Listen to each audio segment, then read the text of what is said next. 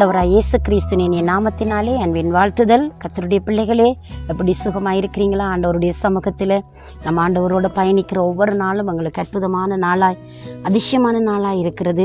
தேவன் நம்மோடு கூட இருந்து நம்மை நடத்துகிற நல்ல கர்த்தராய் இருக்கிறார். நம்ம ஆண்டவருடைய சமூகத்தில் இருக்கிறது தானுங்க இந்த உலகத்தில் நம்மை விட்டு பிரியாத ஒரு சொத்தாக இருக்கிறது.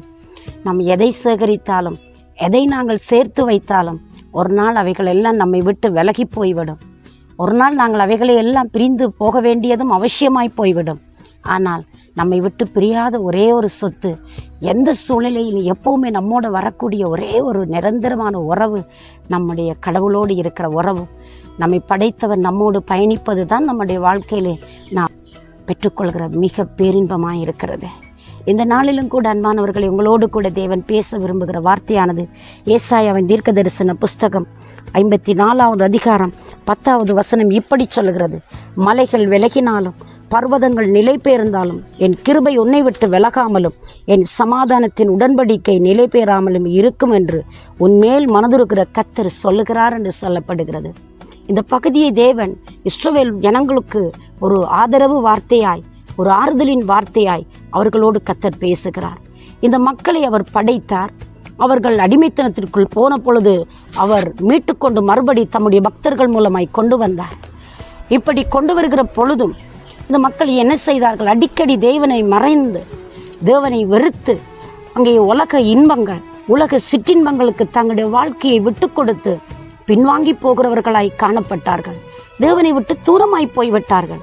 ஆண்டவர் சொல்லுகிறார், மலைகள் விலகினாலும், பர்வதங்கள் நிலை பெயர்ந்தாலும், என் கிருபை உங்களை விட்டு விலகாது, சமாதானத்தின் உடன்படிக்கை நிலை பெயராதென்று மனதுருக்கமுள்ள கர்த்தர்களுக்கு சொல்லுகிறார் என்று சொல்லி மறுபடி தம்முடைய மக்களுக்கு ஆசீர்வதிப்பது மட்டுமல்ல, அவர்களை சேர்த்து கொண்டு அவர்களுடைய வாழ்க்கையில நன்மை செய்ய வாஞ்சிப்பதின் வெளிப்பாடாய் இந்த வசனத்தை பேசுகிறார்.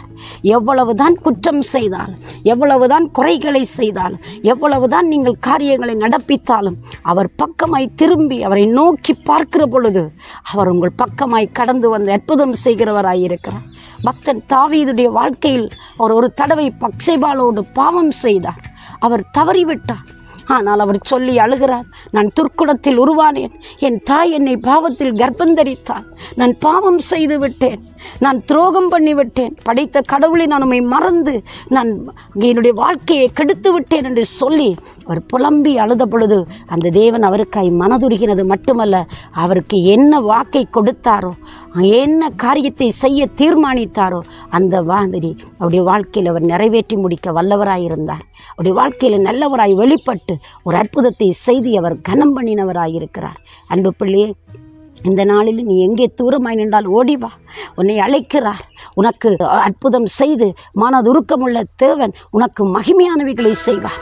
மலைகள் விலகலாமுங்க, பர்வதங்கள் நிலை பெயர்ந்து கூட போகலாம். உன்னை அழைத்தவர், உனக்கு கிருபை கொடுத்தவர், உன்னை பார்த்து கொண்டிருக்கிறவர் உன்னை ஒரு நாளும் கைவிட மாட்டார். இன்றைக்கு உனக்கு ஒரு அற்புதம் செய்ய ஆவலாய் உங்கள் பக்கமாய் வந்திருக்கிறார். அவர் மனதுருக்கத்தோடு வந்திருக்கிறார். அவரை குறித்து வேதவசனம் எப்படி சொல்லுகிறது? அவர் மனதுருக்கத்திலும் மகத்துவமான ஆண்டவர் என்று சொல்லி அவரை பற்றி சொல்லப்படுகிறது. அந்த மனதுருக்கத்திலும் மகத்துவமான தேவன் மகிமையான அற்புதத்தை செய்து உங்களை கனன் பண்ண வல்லவராயிருக்கிறார். இந்த காலை நேரத்திலே நாங்கள் ஆண்டவரை நோக்கி பார்க்கலாமா? நான் உங்களுக்காக மன்றாடட்டும்.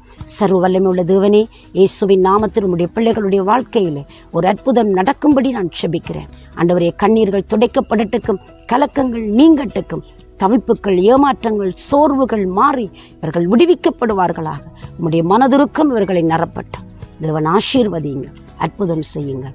இயேசுவின் நாமத்தில் பிள்ளைகளை ஆசீர்வதித்து ஜெபிக்கிறேன் ஜீவனுள்ள நல்ல பிதாவே. ஆமேன், ஆமேன். தேவன் தாமே உங்களை நிறைவாய் ஆசீர்வதிப்பாராக. God bless you.